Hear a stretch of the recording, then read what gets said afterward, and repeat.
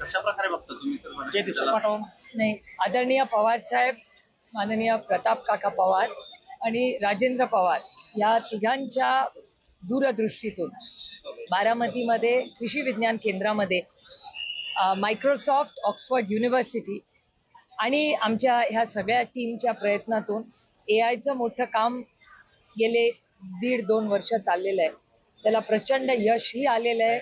मागे आत्ता मायक्रोसॉफ्टचे 70 सायंटिस्ट, भारतातले अनेक सायंटिस्ट आणि इंटरनॅशनल ऑक्सफर्ड युनिव्हर्सिटीचे अनेक सायंटिस्ट हे बारामतीमध्ये कृत्रिम बुद्धिमत्ता AI वर शेतीमध्ये प्रचंड जे होणारे बदल आहेत ह्याच्यात कार्यरत आहेत. याच्याबद्दल सत्या नडाल यांनी ट्विटही केलं होतं आणि इलॉन मस्कनी ते रिट्विटही केलं होतं आणि त्याची नोंदही त्यांनी घेतलेली आहे. त्यामुळे जगामध्ये होणारे बदल जे तंत्रज्ञानात होत आहेत तो जो धागा गेले 6 दशक आदरणीय पवार साहेबांची दूरदृष्टी, त्याच्यामुळे AI मध्येही बारामतीमध्ये आज प्रचंड काम होत आहे आणि विद्याप्रतिष्ठान संस्थेमध्येही ते काम आता एक वेगळी लॅबही होते, एक वेगळी बिल्डिंग आणि कोर्सेस करण्याचा प्रयत्न विद्याप्रतिष्ठान करते. आज पवार कुटुंब एकत्र येणार होतं, म्हणजे तरी कार्यक्रम तरी आर्टिफिशियल इंटेलिजन्सचा असला, मात्र उपमुख्यमंत्री अजित पवार या ठिकाणी आले. मात्र शारदा प्रांगणमध्ये अहिल्याबाई होळकर यांचा कार्यक्रम आहे, त्या ठिकाणी त्यांनी हात लावलेला आहे. मला नाही माहिती, त्यांना विचारायला लागेल, मला कसं माहिती आहे. सुनेत्राताई पण आपलं भाषण, साहेबांचं भाषण होण्यापूर्वीच निघून गेल्या, काही सांगून आपल्याशी चर्चा झाली. सगळ्या गोष्टी काय सांगायच्या नसतात कॅमेरामध्ये, काही गोष्टी पर्सनल असतात की नाही. स्विस बँकेमध्ये जे भारतीयांचा जो पैसा तो 37,000 कोटी रुपयाचा असल्याचा एकंदरीत अहवाल जो आहे तो समोर आलेला आहे. कसं पाहता एकंदरीत या बँकिंग सिस्टीममुळे सगळं घडलेलं आहे? Not at all. या गोष्टी माहितीच होत्या आम्हाला. तुम्हाला आठवत असेल, जेव्हा हा नियम कायदा केला होता तेव्हा भारतीय जनता पक्षाचे अनेक लोक, खासदार स्वतः म्हणले होते की स्विस बँकेचा पैसा हा भारतात येणार नाही. हे मी म्हणत नाहीये, हे भारतीय जनता पक्षाचे खासदार ऑन रेकॉर्ड पार्लमेंटमध्ये बोललेले आहेत. त्याच्यामुळे स्विस बँकेचे भारतातले भारतीय लोकांचे पैसे हे भारतात परत येत नाहीयेत, ह्याच्यात मला काहीही आश्चर्य वाटत नाही. कारण का पॉलिसी डिसिजन होता, आपली ट्रीटी नाहीये, खूप गोष्टी आहेत. तेव्हा आम्ही हे सगळं पार्लमेंटमध्ये बोलले, त्याच्यामुळे मला काही आश्चर्य वाटत नाही. काल ठाकरे गटाचा किंवा वर्धापन दिन साजरा झाला, तर ब्रँड जे आहेत म्हणजे पॉवर ब्रँड संपवायला चालले किंवा ठाकरे ब्रँड संपवायला चालले, पण ते काही संपणारे नाहीये.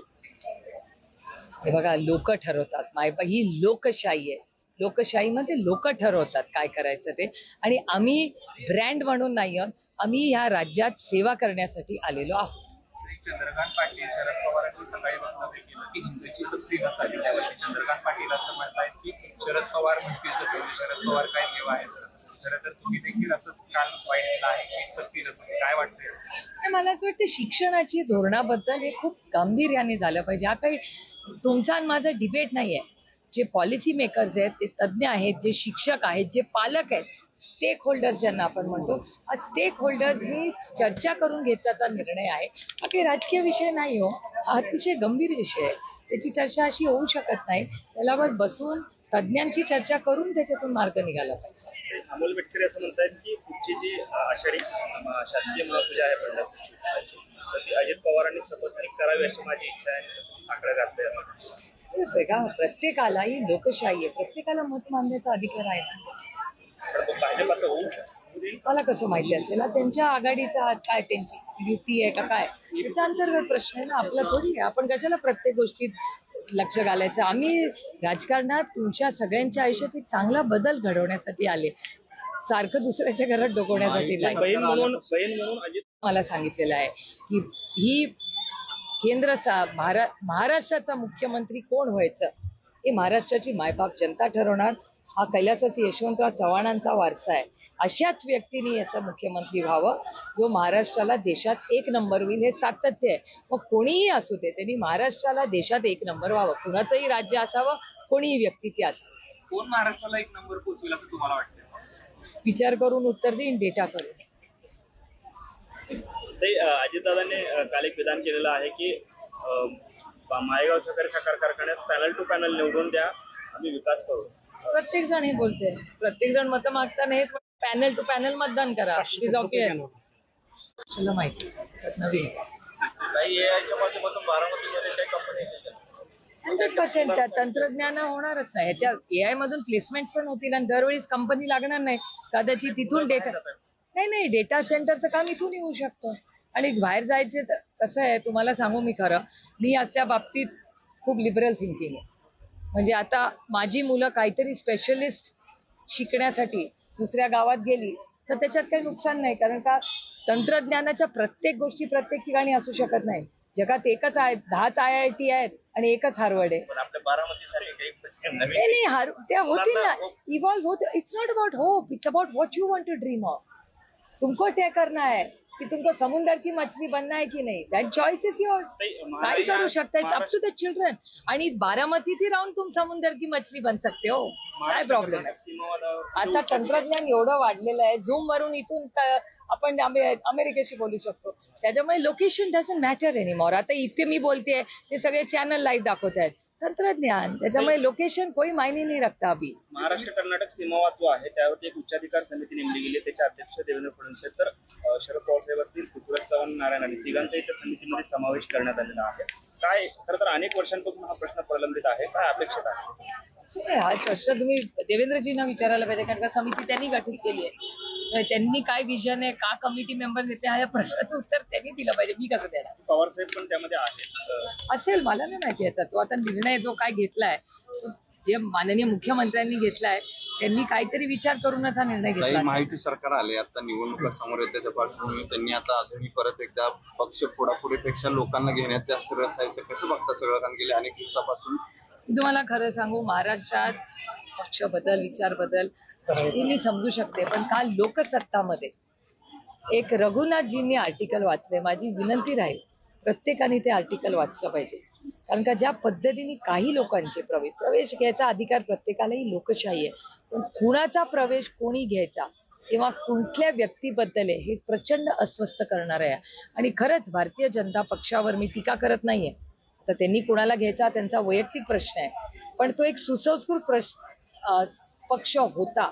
मी त्यांचं खूप जवळून काम दिल्लीत पाहिलेले. सुषमा स्वराज असतील, अरुणजी असतील, आणि अटलजींना आम्हीही नेता मागतो, जरी ते भारतीय जनता पक्षाचे मोठे नेते असले तरी. मी स्वतः नेहमी अरुणजी आणि सुषमाजींबद्दल कौतुकाने बोलते, आणि आम्ही पार्लमेंटमध्ये खूप शिकलोय त्यांच्याकडून. पण ज्या पद्धतीने परवाचा प्रवेश झाला आणि कालच्या लोकसत्तामधलं रघुनाथजींचं ज्या लेख आहे तो जरूर प्रत्येक माणसाने हा वाचला पाहिजे, आणि प्रत्येक पक्षाने वाचून आत्मचिंतन केलं पाहिजे की आपण कुठल्या लोकांना कधी घेतो आणि का घेतो, हे खरंच समाजासाठी योग्य आहे का. फक्त जिंकण्याच हा निर्णय असूनच आपण समाजाला काय दिशा देतो आत्मचिंतन करण्याची सगळ्याच पक्षांना वेळ आली आहे. सुधाकर बडगुजरांचा प्रवेश झाला, मात्र त्याच झालंय असं तुम्हाला वाटतंय का? आर्टिकल वाचा, खूप चांगलं आर्टिकल आहे. सुधाकर बडगुजरांचा पक्ष प्रवेश झाला. काही बातम्या अशा आल्या की बावनकुळेंना त्याच्याबद्दल काही कल्पना नव्हती. भारतीय जनता पक्षाचा अंतर्गत प्रश्न आहे. पण त्याच सुधाकर बडगुजरांना मोठा राडा भाजपने हा केला होता, प्रश्न टीका तुम्ही केली मला होती. नाही विचारायला पाहिजे. हा प्रश्न भारतीय जनता पक्षाला विचारला पाहिजे. आणि रघुनाथ भाऊंनी जे आर्टिकल लिहिलं ना लोकसत्तामध्ये, ते जरूर वाच. माळेगाव सहकारी साखर कारखान्याच्या प्रचाराच्या तोफा थंडवत आहेत. खरं तर गेल्या काही दिवसापासून अनेक आरोप प्रत्यारोप झालेला आहे. तुमची देखील थोड्या वेळात सभा आहे. कसं बघता या सगळ्या मागच्या काही सरकार दिवसामध्ये? चळवळीत पारदर्शक कारभार व्हावा.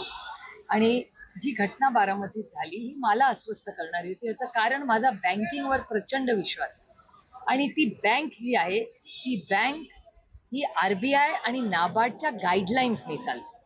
आता गाईडलाईन्स नाबार्ड आणि RBI, जेव्हा RBI is the main body आणि ते नाबार्डला गाईडलाईन्स देतात, त्या देशातल्या सगळ्या बँका कशा चालतात. आणि सहकारी बँकाचं अथॉरिटी कोण आहे, त्यांना कंट्रोलिंग रेग्युलेटर इज RBI, पण त्यांचे निर्णय कधी आहे, चालली आहे कशी बँक, हे बघणारं सगळं काम हे नाबार्डचं असतं. आता आणि मला काळजी आहे की PDCC बँक ही शेतकऱ्यांच्या मालकीची बँक, ही कुणाची वैयक्तिक नाही. त्या एका ब्रांचमध्ये एक चुकीची घटना होते जी नाबार्ड आणि RBIला चॅलेंज करणारी. त्याच्यामुळे मी कालही म्हणले की SIT झाली पाहिजे. कोणी कृती केली मला माहिती नाही, पण ज्यांनी कोणी केली ही चुकीचीच आहे. बँकिंग सेक्टरबद्दल आम्हाला सार्थ अभिमान आहे, आणि PDCC बँक ही 100 वर्षापूर्वीची बँक आहे. आशिया खंडातली 1 नंबरची बँक आहे. त्याचा इमेज हे स्पॉटलेसच असायला पाहिजे, तेव्हाच लोक पैसे ठेवतील ना त्या बँकेमध्ये. तर अशा एका ब्रांचमध्ये, आणि ब्रांचचा कायदा काय या देशामध्ये, ब्रांच कायदा असा सांगतो या देशातला की ब्रांचचे आवर्स म्हणजे ब्रांच किती तास उघडी झाली, कधी उघडी पाहिजे, याचे नियम कायदे आहेत. कधी पण ब्रांच उघडा बंद असा नाही. आरबीआय आणि नाबार्डला माहिती असतं किती ते किती बँकेत फुटफॉल्स कुणाचे आले आणि तरीची बँक उघडी का राहिली, तिथे कोण होतं, त्याचे सगळे व्हिडिओ आणि ऑडिओ हे 100% असतील. हे पोलीस आणि SITनी चेक केलं पाहिजे, कारण का हा सहकार चळवळीवर हा धब्बा आहे. हा वैयक्तिक मी बोलतच नाहीये, मी पुन्हा म्हणतेय, जे नियम कायदे बनवतात ते पहिले पॉलिसी मेकर्स आहे. आम्ही नियम कायदे बनवतो पार्लमेंटमध्ये, ते आम्हीच जर नाही पाळले तर मग उपयोग काय ते नियम कायदे करायचा. किंवा ह्या देशात, हा देश भारतरत्न डॉक्टर बाबासाहेब आंबेडकरांच्या संविधानाने चालतो, कुणाच्या मनमर्जीनी नाही. त्याच्यामुळे जर नियम कायदे बनवला आहे तो नियम कायद्यांनीच चालला पाहिजे. आणि आरबीआय या देशात अतिशय उत्तम आणि पारदर्शक काम करते, आणि माझी अपेक्षा आहे की नाबार्डनी ह्याची इन्क्वायरी करावी आणि कुठेही देशात सहकार चळवळीची ह्याच्यामुळे बदनामी होऊ नये. ते अमित शहा जे केंद्रीय सहकार मंत्री देखील आहेत ते आज मुंबईमध्ये येत आहेत. आपल्या पक्षाच्या वतीने काही त्यांना निवेदन असणार आहे? पक्ष नाही, अमित शहाजींची अनेक वेळा दिल्लीत ही आमची भेट होते. ते काय त्यांच्या कामासाठी आलेले आहेत. अतिथी देवो भव, अर्थातच कोणी आलं तरी त्याचं स्वागत केलंच पाहिजे. अध्यक्ष होते, त्यांना न्यायालयाने त्यांच्यावर गुन्हा दाखल करायला सांगितलं. त्यांनी त्यामध्ये तो काय कोर्टाने निर्णय दिला असेल, जर चुकीचा असेल, त्यांना वाटत असेल त्यांच्यावर अन्याय झाला तर त्यांनी तो चॅलेंज करावा, आणि जर खरं असेल तर हा देश नियम कायद्यानेच चालतो, हेच तर मी तुम्हाला सांगते मगाचपासून.